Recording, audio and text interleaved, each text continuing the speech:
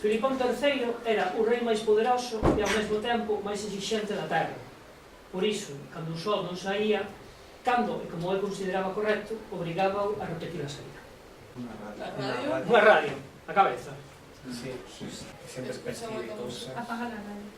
Apagas, bueno. Dixo, de repente, emérita, comezou a ouvir voces. E Martín era un vampiro extraño. Vos pensastes alguna vez que seríades capaces de contar unha historia completa en 140 caracteres? Vexo que tendes un maxín prodixioso, algúns de vos, que tendes posibilidades, e eu... Entón, a ver, quen quer romper o xeo? Ese é o primeiro, Speech. Eu dixen hola, ela dixo adeu. Había un pitiño que respiraba polos pés. Saltou nun charco e se afagou. É unha historia chea de lógica. Lógicamente, o sea, está moi ben, é unha boa microhistoria, perfecto. O marido de Amorza dixo que almorzamos. Non sei.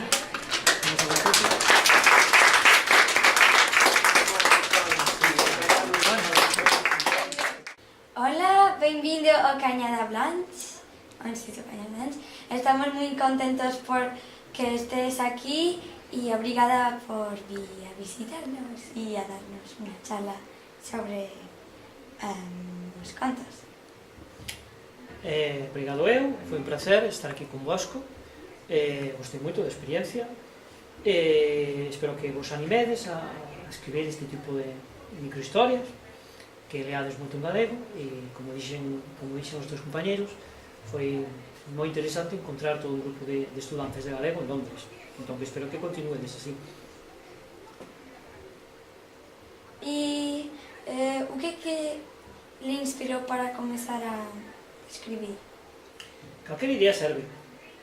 Podes escribir sobre cousas que ves, sobre cousas que imaginas, ás veces sobre cousas que soñas, sobre cousas que ouves pola rúa cando camiñas. Entón, calquera idea é boa. O único é desenvolvela, e para facer estas microhistorias, para escribir estas microhistorias, ter a capacidade de sintetizar ao máximo, que sexa unha cousa moi breve, como vistes. Poden ter 3 liñas ou poden ter 12, e dai non pasa. E por que habla moitas linguas? Porque, non sei, o que le fez gostar moito de falar moitas linguas?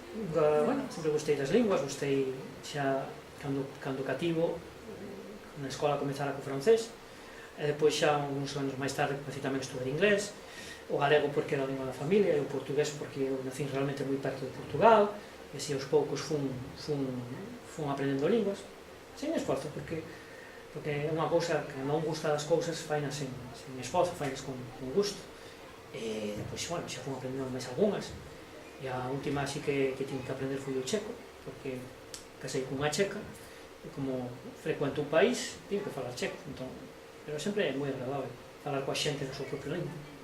E a cantos anos empezou escribindo contos máis, como microcontos e todo eso? Os microcontos comecei hai relativamente pouco tempo. Coido que foi hai 5 anos. E depois descubrín que tamén se poden escribir microcontos para nenos. E iso hai menos ainda, 3 anos.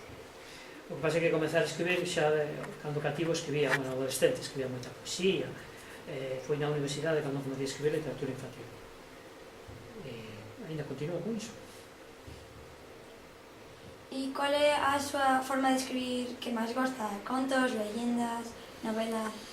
A ver, eu tendo a escribir cousas breves. As cousas longas para mí son complicadas. Entón, por iso é que eu gosto de poesía, os contos normais tamén gosto. Teño algunha novela, pero non é o xénero que para min é predilecto. Entón, os xéneros curtos é onde eu máis como me sinto. Moito obrigada por ter vindo a nosa escola. Volte cando quiser, estamos sempre abertos para o recibir. Nos gustamos moito de ter aquí e obrigada por ter vindo.